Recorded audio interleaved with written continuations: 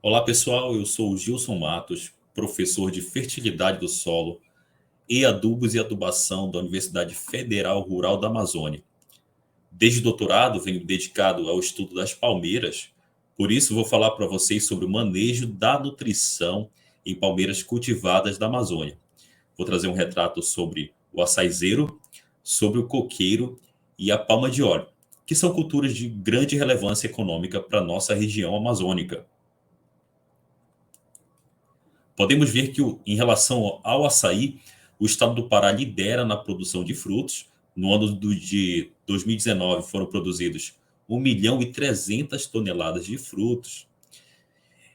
Nesse ranking, segue o estado do Amazonas, o estado de Roraima e o estado de Rondônia.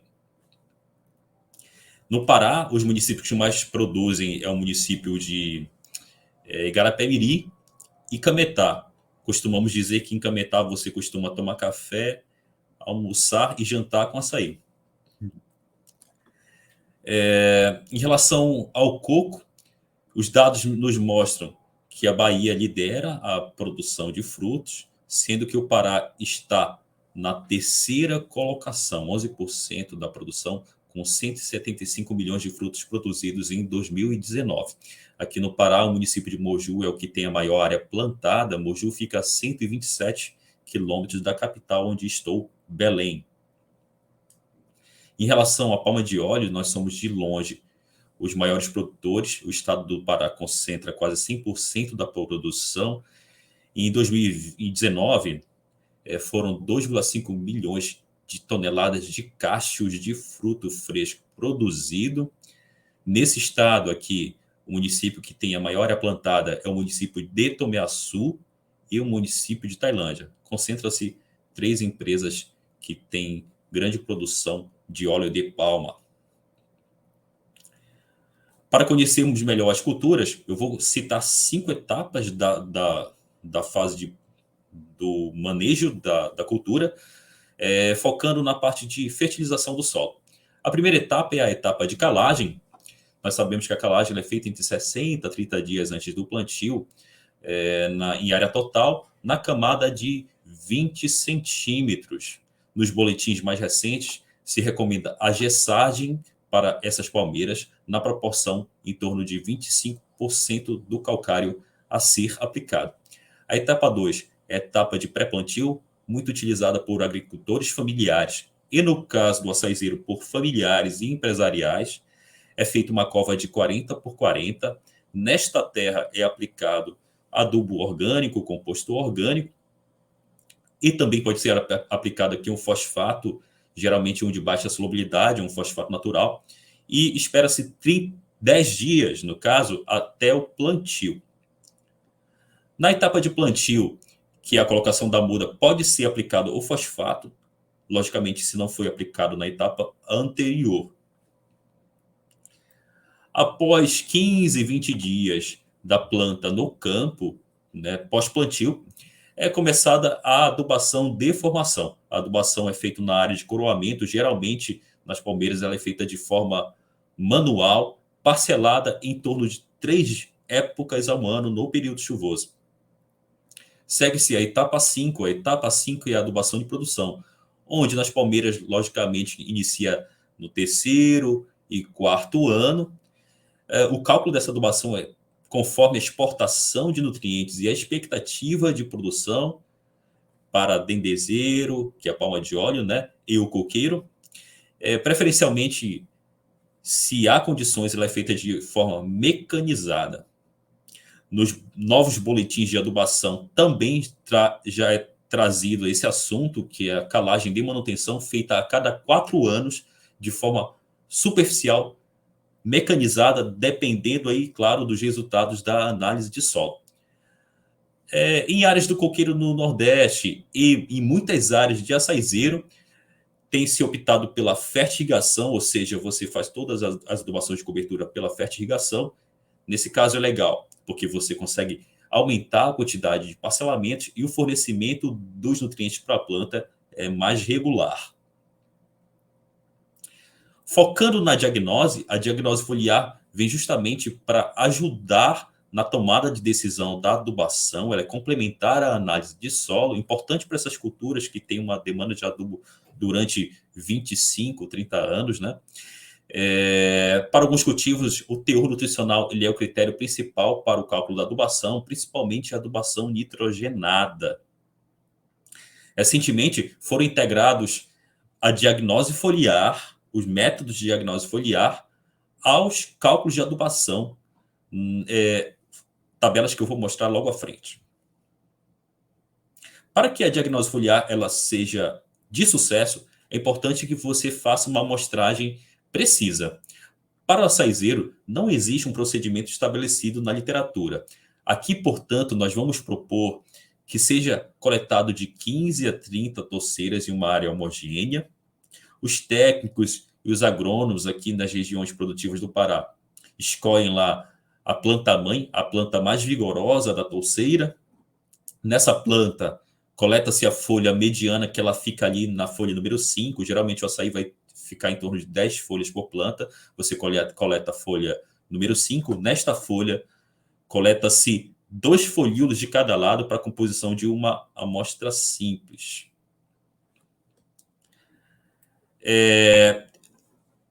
Para coqueiro e dendezeiro, o procedimento de amostragem já é bem estabelecido. No caso do coqueiro, você coleta a folha número 4, são 20 plantas por talhão homogêneo, aquele talhão que tem a idade, o mesmo solo, o mesmo material genético.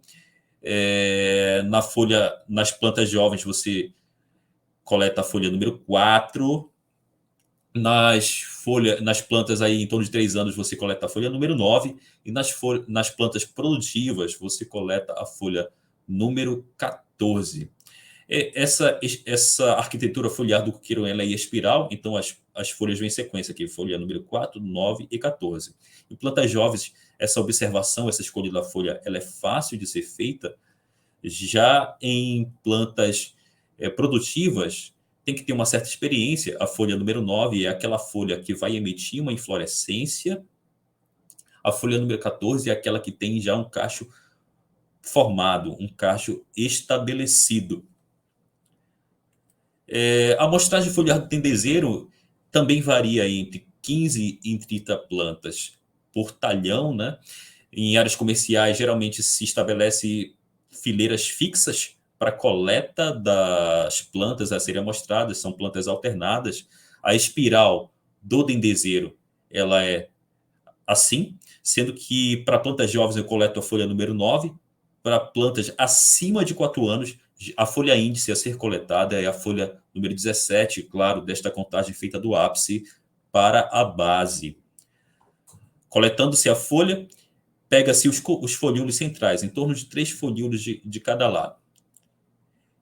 Existe uma semelhança entre o açaizeiro e o dendezeiro, que as literaturas nos dão uns procedimentos, que essa amostragem tem que ser feita pela manhã, nos horários menos quentes, 36 horas após uma chuva de 20 milímetros. É claro que eu vou escolher a folha saudável, folíolos íntegros. É comum se eliminar a base e a ponteira do folíolo, ficando só com a parte central, retirada a nervura central também. Nas empresas que têm maior tecnologia, são já limpos os folíolos e, imediatamente, né, após a limpeza, deve ser enviado o folíolo ao laboratório. Na posse dos teores nutricionais que chegam do laboratório, é feita a diagnose. A diagnose é feita comumente pelo nível crítico, que é aquele nível que relaciona o teor nutricional a 90% ou 95% da produção ou crescimento máximo da planta. Pode se utilizar o nível crítico ou pode utilizar a faixa de suficiência. A faixa de suficiência é um intervalo de teor que vai entre 90% e 95% da produção máxima. Para a maioria dos cultivos, existem níveis críticos e faixas de suficiência estabelecidas, o que não é o caso do açaizeiro. O açaizeiro não temos uma referência publicada. Aqui eu coloco dados de monitoramento nutricional feito no município de Tomiaçu, onde a maioria das amostras são de área fértil irrigada. Lá nós tínhamos os dados de teores e tínhamos os dados de produtividade. Existe uma publicação no Prelo onde estamos propondo níveis críticos para o açaizeiro, proveniente, na maioria das vezes, de áreas fertirrigadas, naquelas plantas que estão produzindo acima de 7 toneladas por hectare de frutos, calculados pelo método da distribuição normal reduzida. Então, esses são os dados que estamos propondo. Eu quero atentar por esse valor de boro, um valor de 35 miligramas por quilograma, acima do normal para cultivos que estão em sequeiro, em área de terra firme, né, que não são fertirrigados. Ao passo que o coqueiro, existe muita literatura mostrando níveis críticos e faixas de suficiência. Essa é uma literatura que ela foi atualizada, mostrando aqui níveis críticos, faixa de suficiência, os status nutricionais conforme os valores para a folha número 4, 9 e 14. A palma de óleo é aquela que tem mais referências para teores nutricionais. Essa aqui é uma referência que foi estabelecida para o estado do Pará. Em termos de consultoria internacional, aqueles consultores na área de palma, eles utilizam mais a referência de Fay-Rush para plantas abaixo de 6 anos e para plantas acima de 6 anos. Essa referência de Fay-Rush, eu considero que não nos atende em relação aos teores de boro, mas nos atende muito bem em relação aos teores de potássio. Nós aqui propomos, em 2016, uma faixa nutricional proveniente de cálculos DRIS. Nessa faixa, nós consideramos os teores aqui gerados para o potássio não ficaram muito interessantes, ao contrário dos teores de boro. Esse teor de boro ele representa bem os plantios comerciais da região. Interessante que nas literaturas anteriores não existia proposição para ferro e manganês. Nós fizemos uma proposição para ferro e manganês nessas faixas. Mas o que é o DRIS? O DRIS é o Sistema Integrado de Diagnose e Recomendação, que ele considera um cálculo da interação entre nutrientes. Essa interação ela pode ser bivariada ou ela pode ser multivariada, que é o CND. O DRIS ele considera também o balanço nutricional e pode ser obtido com dados de experimentos, pode ser feito mediante dados de plantio comercial. O DRIS tem uma vantagem também, a partir dele eu posso calcular faixas adequadas, posso calcular níveis críticos ou níveis ótimos, o que é legal para culturas que não têm essas faixas na literatura, que era o caso do açaizeiro. Como é que calcula o DRIS? O DRIS é necessário se ter um banco de dados, considerando os nutrientes foliares e a produtividade de talhões. Nesse banco de dados é separado a população de referência, que é aquela população com a produtividade desejada, aquela que você considera a melhor produtividade. Nesses dados, nos teores nutricionais é calculada a média, a variância e o coeficiente de variação. Isso vai compor a norma DRIS. Esses são os dados mais importantes, as normas DRIS. Então, para fazer o diagnóstico, é feita uma sequência de cálculos que geram uns índices. Esses índices eles são de relativamente fácil interpretação. Eles podem ser interpretados na forma gráfica. Aquele índice que está mais próximo de zero seria o equilíbrio nutricional. Aquele índice que está no valor negativo está tendendo aí a deficiência. Aquele índice que está com valor positivo está tendendo ao excesso. Os índices DRIS também podem ser interpretados na forma de gráfico de teia. Por exemplo, nesse gráfico, estamos vendo aqui uma deficiência grande de cálcio. A partir dos índices DRIS, se eu plotar o índice DRIS no eixo X e o teor nutricional no eixo Y, consigo identificar aqui o teor ótimo, que é aquele valor que tem o índice zero, consigo identificar o teor ótimo. Isso é muito interessante, foi como nós fizemos para muitos pomares aqui na nossa região. Para o DRIS, no açaizeiro, existe uma publicação do nosso co-orientado, o Ribeiro, em 2020, que foi colocado lá as normas que podem ser utilizadas. A população de referência que nós separamos foi uma diária fertirrigada com produção acima de 7 toneladas por hectare ano.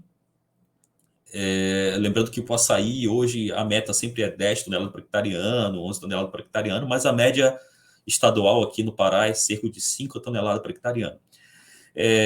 Nesse trabalho também foi feita a frequência de deficiência nas amostras. Essa aqui foi a frequência que nós encontramos. É importante mostrar aqui que teve muitas amostras mostrando o teor adequado de nitrogênio, fósforo e potássio. Isso é interessante, considerando que essa área tem uma regulação, uma adubação muito regular mediante a fertirrigação. Para o coqueiro, o colega Saldanha, no coqueiro híbrido, propôs umas normas publicadas em 2015, separou uma população de referência acima de 130 frutos por planta ano.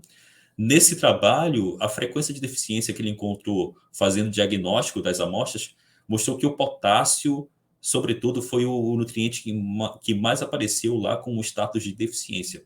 Aqui também, nesse trabalho, ele compara os valores ótimos que ele calculou mediante DRIS com valores regionais comuns utilizados, principalmente aqui no estado do Pará.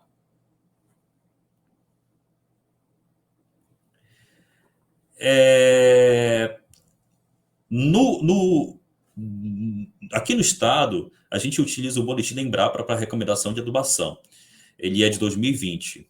Mas agora, em 2021, o VADT, com os colegas que trabalham em Palmeiras, fizeram uma atualização, né, dessa recomendação, onde integra a diagnose foliar, que pode ser feita com DRIS, com CND, integra as faixas de suficiência, né, a expectativa de produção. Então, coloca todos esses dados na tabela e aí você escolhe a quantidade de nitrogênio, de P2O5, de K2O que vai ser aplicada. Então, foi uma inovação em termos de cálculo de tubação para essa cultura. Na palma de óleo, nós fizemos um trabalho aqui no Pará em 2017, que fizemos a proposição das normas. As normas foram feitas para plantas jovens, abaixo de 6 anos, e para plantas acima de 6 anos, que já estão entrando na maturidade produtiva, ali em torno do 7º ano. A população de referência das plantas jovens é acima de 9 toneladas por hectare ano de CFF, caixa de fruto fresco, e nas plantas mais velhas, acima de 19 toneladas por hectare ano, lembrando que a nossa média estadual é 15 toneladas por hectare ano de CFF.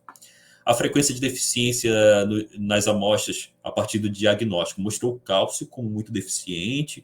Isso é interessante porque na palma de óleo muitas áreas não é feito calagem. A palma de óleo também tem uma alta extração do cálcio. O cálcio é o terceiro nutriente mais exportado via cachos. Também a recomendação de adubação 2020 para a palma de óleo, ela foi atualizada, a tabela de recomendação ela foi atualizada, integrando aqui os diagnósticos que podem ser feitos por CND ou DRIS, à expectativa de produção. Então, aqui você tem a quantidade de nitrogênio, de P2O5 e de K2O que podem ser aplicados na cultura. Então, nós já estamos aplicando esse tipo de cálculo, né, utilizando o diagnóstico e a expectativa nos cultivos comerciais que a gente monitora na nossa região. Essa publicação ela já está disponível também nas plataformas digitais de fácil acesso. O que é importante falar sobre esses diagnósticos, né? Levando esse recorte para o DRIS e para o CND e também umas questões gerais que enfrentamos aqui na Amazônia. O produtor ele tem pouco acesso à análise foliar, nós temos poucos laboratórios na região, então a maioria dos agricultores ele manda isso para outro estado, o que dificulta a diagnose foliar, né? Ela não é muito prática. Para culturas perenes aqui, para as palmeiras, é muito difícil a gente conseguir esses dados, principalmente de produção, porque as plantas elas ficam produzindo 5 ou 6 meses durante o ano, então existe uma certa rigorosidade na coleta desses dados. Nós precisamos aumentar a aplicabilidade do DRIS, né? Principalmente informatizando, já existem iniciativas para informatizar esses cálculos e deixar ele mais público para que os técnicos possam utilizá-los. Tem uma vantagem em relação a esses diagnósticos, é que eles podem ser constantemente aprimorados, atualizados. Vem dados de monitoramento nutricional, que, se você achar interessante, inclui e melhora as normas DRIS. Os dados eles podem ser regionalizados, refletindo melhor a realidade local. Ele pode ser feito por empresa, por município, pode ser feito por fazenda. O DRIS, é importante falar que o DRIS ele não deve ser substituto de outro diagnóstico, ele não deve ser utilizado sozinho, mas sim de forma complementar ao nível crítico e às faixas de suficiência. Então, gente, eu espero ter deixado um recado sobre diagnóstico de palmeiras. É importante agradecer aqui à Sociedade Brasileira de Ciência do Solo, através do seu núcleo regional Noroeste, que nos convidou para essa palestra. Foi uma honra. Ao nosso ProSolon, que é um programa de extensão da UFRA, que nos permite ter acesso a muitos produtores, a muitas análises, a muitas informações do campo. Logicamente, a nossa universidade, que nos permite fazer esse trabalho com os agricultores aqui da região, e ao nosso programa de pós-graduação. Esse é meu contato para parcerias e espero ver todos vocês num próximo evento. Até a próxima!